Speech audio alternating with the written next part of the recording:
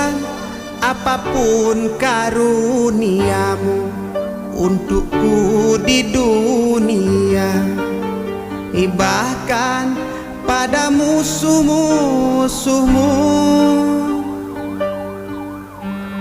Dan apapun karuniamu untukku di akhirat, persembahkan pada sahabatmu. Oh bagiku cukuplah engkau, oh bagiku cukuplah engkau. Bila sujudku